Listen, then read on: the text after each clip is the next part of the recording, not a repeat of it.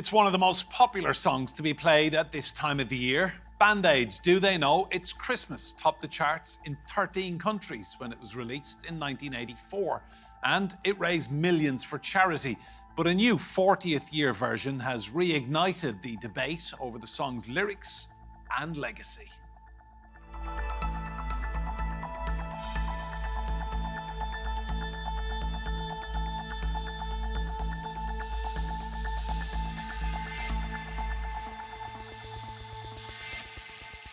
Hello and welcome to Roundtable. I'm Enda Brady. Now, the charity single Do They Know It's Christmas has been remixed and released to mark its 40th anniversary. It blends the vocals of artists who've taken part in versions throughout the years, but not everyone is happy. Ed Sheeran has criticised the use of his voice, and the re-release has raised further questions about the song and its narrative.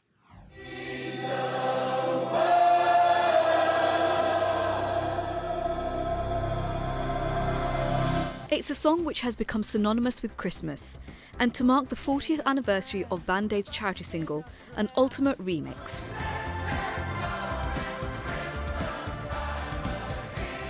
A who's who of pop superstars took part in the original and its subsequent 2004 and 2014 versions.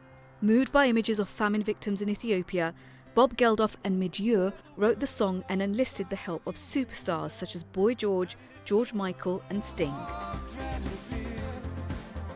When first released in 1984, Do They Know It's Christmas raised £8 million within a year.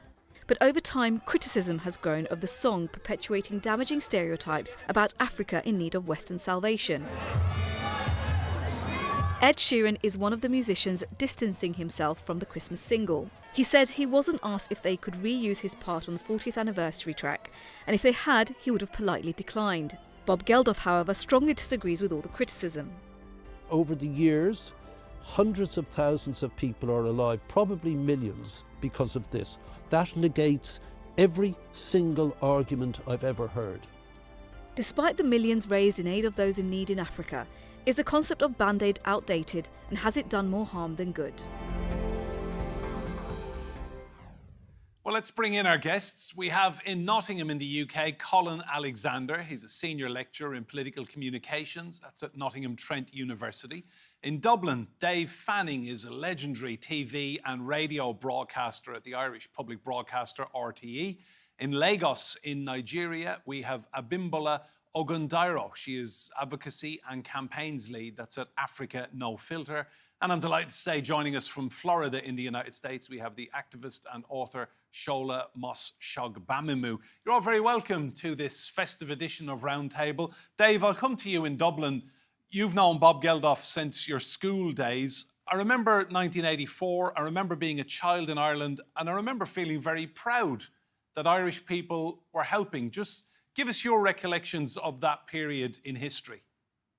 That's 100% true. I mean, people were very proud of Bob Geldof 5 or 6 years before that, because for the first time ever, an Irish band got to number one on the singles charts with 2 songs. And it was absolutely huge. Now, by that stage, by the time of Band-Aid and Live Aid, the Rats, the Boomtown Rats, his band, were kind of falling apart in some ways. But everybody knew Geldof. Everybody knew he was a very opinionated guy. He was loudmouthed and all the rest, and very intelligent, and knew what he was always about. In fact, the first time he ever left Ireland was to work in a pea factory in Britain, in somewhere in Peterborough, I think it was, with my brother. So I had known him a little bit in school. He certainly stood out, even though he wasn't in my class. He was out there, yeah.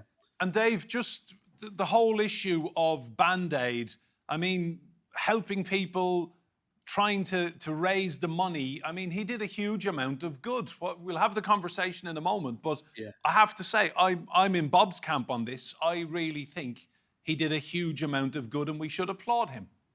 100%, no question about it, because it was 100% heartfelt. He really meant it, and he realised, I'm a rude person, I'm a very forward person. I'm going to use my rudeness and my forwardness to make it happen, because it wouldn't probably have happened otherwise. He cajoled bands into coming to make what? A charity single for Christmas? We're too busy. And then obviously 6 months later, it was a lot easier for him for Live Aid, because everybody wants to be part of that. But he had to fight Margaret Thatcher. For instance, the Band-Aid single is a perfect example. Like the British government were going to take the VAT off it, like they do with everything else. And he cajoled them into saying, don't do that. Now, they took the VAT, but actually they gave the money back later on anyway. And he really pounded the politicians and said, this has to be done. And every day you could see when the actual Live Aid gig was happening, how the BBC presenters were cowering. Oh no, do we have to interview Geldof? And he just cut through all the nonsense and made sure that the day was meant to be that we make money for people in Ethiopia, and that's exactly what happened. People who, by the way, didn't celebrate Christmas, it was a communist country. Shola, tell us why bandaid is wrong.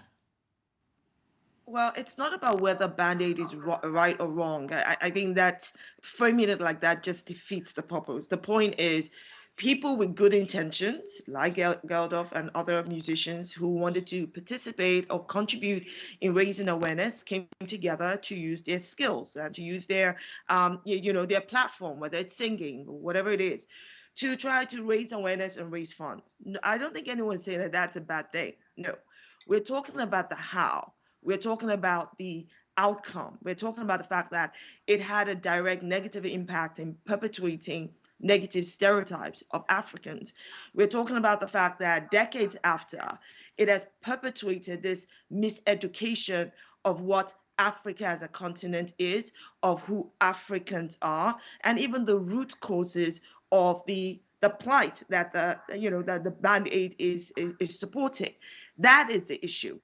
Nobody, I don't think anyone's going to comment, oh, Geldof, you're a terrible person for doing this. Heck no. But I think the reality here is that a whole lot of education should have gone into the imagery, into the lyrics, the language that was used. I understand that over time that they have changed some of the words. Now, some people say, well, back in 1984, these types of images were acceptable. These types of, language and terms were acceptable. That's a lie. They were never acceptable. Never. That's like people telling me slavery was once acceptable. It was never acceptable. The fact that people do that did not make it right then, nor does it make it right now. The point of having these discussions is not about throwing mud on people. I need people to understand that there is something called white savior complex.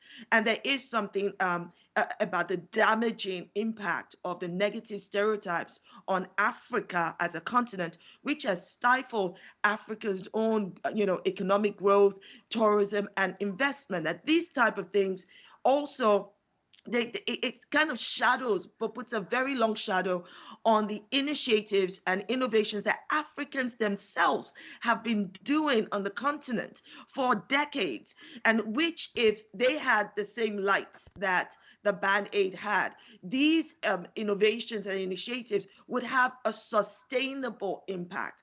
That's what Shola, we're I talking see Abimbola is nodding in agreement in Nigeria. Abimbola, just come in and give us your take then on everything Shola has just been saying. I completely and absolutely agree with Shola. There is no one that will ever fault Bob Geldof and even like the other projects for raising money. But the question is always how. And an example I like to give here is Ukraine is in a crisis right now, unfortunately, but not one single dead body or degrading or undignifying image, has been plastered in a way that pictures of African people you find is plastered whenever, they're talking about the problem. So there is actually a way to raise money without, stripping said people of their dignity and reducing them from full human beings to just statistics and victims. And that's why I was nodding very heavily when Shola was talking, because the how matters. I know a very big argument that usually comes up is, we need to get the funds. If you don't say it like that, people won't give the money and they won't do this. And the truth is the truth, but there is no such thing. Positionality matters, right? The way you see something doesn't necessarily mean that's how it is. Before you got there were things that those people by their own agencies were doing. And for me personally, the biggest issue is not even that it happened then. It's that every couple of years there seems to be another remix. If it's not in form of a musical that was about to be, I think was published in the UK last year, it's a song that was about to be done that involved Fuse ODG, the Ghanaian British musician. And then this year, a documentary that wants to celebrate the same thing. So it's like a recycling. And even if the Africa people thought of 40 years ago was anywhere close to the reality, it seems to me that people are not willing to consider the question, have things changed? I want to Is bring that Colin reality in. still I the want to same bring today? Colin in. Colin, though the imagery that Abimbola speaks about, those images were haunting and they had to be blunt and difficult and harsh to get through to people, didn't they? That was the simple reasoning behind it, was to just show the realities of the hell on earth that was parts of Ethiopia in 1984. Yeah, so that's a key debate within the debate about charity and the role of charity in society, is the extent to which charities can kind of hit that sweet spot, if you like, in terms of within the minds of donors. So they don't necessarily want to do something which is so repugnant or repulsive that it actually turns donors away. Like, they actually cannot cognitively cope with seeing the images. Equally, they don't want to do something which doesn't actually engage the donor enough. So that's the key question for charities, is the extent to which they, and it's an ethical issue that they ultimately don't always get right, and there isn't any kind of real right and wrong. But yes, so Geldof and Majur, they had to engage people, or they felt like they had to engage people. However, going back to the lyrics of the song, they also, in my mind, and I think, and I can explain my reasoning quite clearly, they also had an obligation to be accurate in what they were saying.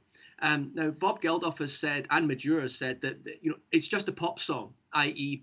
pop songs say all kinds of nonsense, right? But actually, it's not just a pop song, it's a charity asset, and it's a key fundraising communication for a charitable organization. So if all charitable organizations took the same approach as what Geldof and Majur took, in terms of saying, well, the lyrics don't really matter. I mean, in this case, we're talking about Africa and representation of Africa, but it could be anything else, okay? If the lyrics don't matter, or the accuracy of the fundraising communication doesn't matter, that would cause an existential crisis for the charity industries. So Geldof and Majur have privileged themselves above all other charitable organizations, which hold themselves to much stricter criteria when it comes to the accuracy within their communications. Dave, back to you. How do you think Bob Geldof feels now, hearing all this kind of, revisiting of history and people talking about lyrics and whether they were right or wrong 40 years later? I mean, the song was made at a very specific point in time. How do you think he's feeling this Christmas? Well, I agree with you seem to be suggesting that, like, for crying out loud, that was 30 years ago or 40 years ago or whatever. The point is that, like, he has now released the single again, and the lyrics have only changed ever so slightly, and maybe not enough for most people.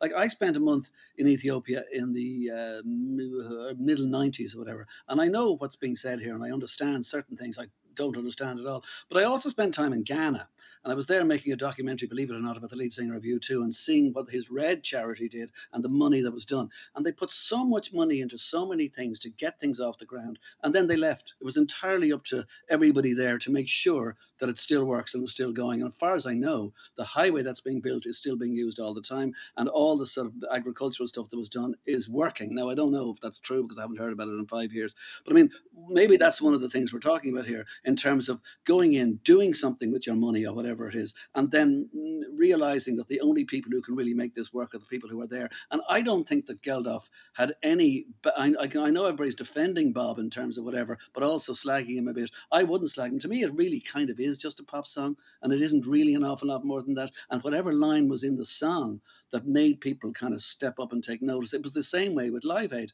Bob put people on the Live Aid gig who were big at the time. I'll give you two examples. Nick Kershaw and Howard Jones. They had 5 minutes of fame beforehand, 4 minutes of fame afterwards. They never even got their 15 minutes. But right then at the time, it was MTV. They were on TV, and he just wanted the biggest names. Also, he got his David Bowie's and all the rest of it, and Queen, etc. But I mean, he just wanted to make a massive impact and make as much money as possible. And I don't necessarily think there was anything wrong with that. What was done afterwards, maybe it's wrong because now the effect was so huge that there is the thing that that's how we see everybody in Africa or something. I don't think it is like that, but you know more than I would. I'm not sure I would know more than you, Dave. You've done huge work out there educating people with documentaries and great work. Shola, what did you think of Ed Sheeran saying that he didn't want his vocals to be used on this re-release. I think Ed Sheeran is absolutely spot on. And the reason is because he has educated himself, which I don't think Bob Geldof and others who are involved in this have done. The question you put to the speaker before me was, how do you think Bob Geldof is feeling? I don't know Bob Geldof personally, but from his response to in articles that I've come across, he sounds irritated. It sounds to me like Geldof is thinking, oh, people, look, it's 30, 40 years. We've made some concessions. We've changed some words. What's your problem? We're giving lots of money to people. I'm like, if that is your thinking, it demonstrates your bias. It demonstrates a problem in the first place. The fact that you successfully raised loads of money and helped a lot of people does not in any way excuse or absolve your bias. So now we know it, and this is what I always try to explain to people. When people do things, and as well-intentioned as it is, we give them room. You have to give people room when they make mistakes or if they don't understand something, because they have to unpick their own learning. It seems to me that Geldof has not unpicked his own learning if he's still sounding irritated, almost to the point of bigotry. It is not enough to just say, I'm throwing money at these people so people can see my good intentions. No, you undermine those good intentions when you don't learn. So for instance, issues like famine, right? Most cases, they are natural causes. If I was going to talk about the fire hazards in places like California or earthquakes that happen in Japan or other countries, these are all natural causes, right? The way I would depict the people there mattered. There are children in the United Kingdom that believe that there are no libraries in African countries. There are children in the for the United British Kingdom educational system. Africa Shola, is a that's the country, educational not a system in the continent. UK that's at fault. The education Sorry? system, the education system in the UK is at fault there. Well, that's where you're wrong. That's where you're wrong. Everything is part of the education system, including a pop song. So if you put out a pop song, I don't care if it's a folklore, whatever it is, and you are miseducating people, that is part of the education system. And this is what Bob Geldof, as far as I'm concerned, 30, 40 years down the line, he needs to get off whatever place he's placed himself and go, look, maybe we need to do more with the lyrics. Maybe now, if we've not done enough, let's do more with the education that should come Well, through just the on song. that point, Colin wants to come back in. Hang on, Shola. Colin wants to come back in. Hang on. We've got an inaccuracy here. I agree with you about Geldof's intent. I agree with you about his lack of curiosity as to all the various people that have questioned his actions. The problem is that famine is not a natural occurrence. Famine is a crime against humanity. It's a Correct. Perpetration. And I don't disagree with you with that. Right. I don't and if you disagree have, with you on and, that. and if you look at the research, which is 100 years old on this, famine is the result of political decision making, sometimes ineptitude, but still there's responsibility for it. The problem we have is that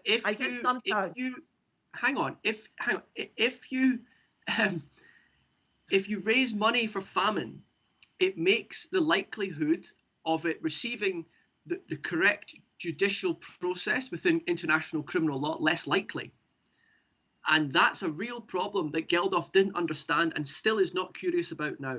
Colin, I want to bring in I just Abimbola. want to say that I don't disagree with you that famine is not often a natural cause. Sometimes it's as a result of other natural things, but yes, it is man-made. And sometimes fire hazards are man-made. That wasn't the point I was trying to make. But the point I was trying to make is that for majority of these people who are experiencing these atrocities and these crises, it is out of their control to deal with it. Thanks, Shola. I want to bring in Abimbola. Abimbola is just waiting there. You had a point to make as well. Yeah, I mean, there are two things I would like to say. So first is just that even if we are looking at it, just besides your last point that this is not just a pop song, which I agree, just in terms of the financial cost of it, yes, Geldof might have been able to raise a certain amount of money. But from research that we published this year with Africa Practice, we know that those stereotypes being perpetuated are actually costing the continent up to $4.2 billion a year in inflated interest payments alone, which we've been able to attribute to media misrepresentation. So we're talking about, yes, there's money coming in, but there's also money being lost, because in the grand scheme of things, there's a certain way that people continue to think about the continent that doesn't let them see it as an investment destination, a tourist destination. It doesn't let the people on the continent see it as, you know what, there is a future for me here. So there are much more consequences, right, to this just a pop song. And just to mention as well, I think we've done some people have mentioned how, it's not his intention as, someone to cause damage or whatnot. But I think you can say that 40 years ago, not now. There have been advocacy efforts through the years. At Africa No Filter, we reached out to the people who did the musical last year. 10 years ago, Ed Sheeran alongside Fuse ODG were on the remix of the song. Today, we now know that Fuse actually had a conversation with Bob to say, I'm African, and there are certain ways this portrays us that is not representative of us. But it all fell on deaf ears. So there have been advocacy. So I don't think that this is something that we can blame on ignorance or, it's just not good intentions. And even if it's ignorance, the fact that we are losing money to it, I really believe by now should be getting the attention of people who just think it's just a pop song. Thanks, Abimbola. I want to go back to Dave in Dublin. Dave, you've worked your entire life broadcasting, playing the records. Just spell out for people how difficult it is to get famous musicians to do anything, never mind for charity. I mean, we have to applaud Geldof for getting these names together and creating a beautiful song. Yeah, I mean, if we assume that maybe the 30 and 40 year anniversary releases is maybe not a good thing because he should know more now or whatever, and the people speaking just there certainly are more kind of qualified to speak than I am about the actual effect of the whole thing. But if you look back on what he did, I mean, look back to 1970, I think it was, when the biggest charity event happened before that, which was George Harrison and Bangladesh and everything to do with Madison Square Gardens, and the biggest thing that happened there, and the thing that got the most publicity, was the fact that Bob Dylan, who had been a recluse for 3 or 4 years, just walked out on stage to everybody's shock and surprise. But I mean, like, we hadn't had an awful lot before, and Geldof was just so incensed and so crazed about what he saw. He just asked everybody who was anybody in the MTV generation at the time, in the huge pop world at the time, and pop was absolutely, I mean, there was a time, say in the 1960s, when programs like Arena, whatever, might cover a rock star once every 4 years or so. But when you saw Arena and Omnibus and South Bank Show and all that, it became something that could easily happen in the early 1980s and so. So by 1985, I mean, it was a thing, yeah, why shouldn't they all come together? And then we realized just how big it was because it came together so haphazardly. And suddenly the thing stays at number one forever. And with the next 6 months, it was the biggest thing right up to Live Aid, etc. So, yeah, I mean, Geldof was the man to do it because, as I said earlier on, he had he was well able to sort of coerce people. In fact, the stories that Geldof has of coercing certain types, particularly for his Live Earth one, which was in 2006 in Hyde Park, or 2005, and trying to get Pink Floyd together on that. I mean, it's hilarious, the stuff that came together. But they really all just came and didn't know what they were doing half the time, and they just kind of leave your egos at the door, supposedly. I'm not even going to argue if they did or not, but it worked. Yeah, it was Geldof. Dave, you've known him a very long time. Just give us an insight into the man when the microphones and the cameras aren't there. What's he like? He's very erudite. He's like extremely well read. He's got massively opinionated. He could really make you he never stops. You ask him 3 questions and an hour later you might get a 4th one in. He just keeps talking and he really knows what he's talking about, and he's very passionate about everything. Doesn't mean he's right. Doesn't mean he's right, but he's passionate about everything that he does, and he's really very interesting guy. He's really very cool. He really is. Shola, do you accept that if there were more Bob Geldofs in the world might be a better place? I accept that if there are more Bob Geldofs, more Shola, more Shogbamimus, more Abimbolas, more Dave, more all of us, the world will be a better place. I don't think the intention or the focus here is on being perfect human beings. I swear to God, I am as imperfect or the most imperfect person I know. That's not the point. The point is that every single time we try to do good or we try to make things right, we have to give ourselves room to learn along the way and understand that we would make mistakes. I've also, in my activism and advocacy, I've engaged in different fields. And when I do, I come across my own ignorance and my own bias, which has shaped my understanding, however good my intention is. And in that moment, I learned that I must unpick my learning in order to ensure that what I'm trying to achieve actually has impact. So I always see things like the Live Aid, Band Aid, or any of these other massive collaborations or even smaller collaborations as an opportunity, not just to do good, but to be better, i.e. individually better. And I think this, for me, is what this 40th year anniversary of this band should be about. It should be about lessons learned and what can we do better going forward. That should be the thinking behind it. Colin, Shola, Abimbola, and Dave Fanning in Dublin, a very happy Christmas to you all, and thank you so much for your time on this roundtable. Remember, you can see more discussion and debate on our YouTube channel. Just search for Roundtable TRT World. But for now, from me and Brady and all of the team here, goodbye and thank you for watching.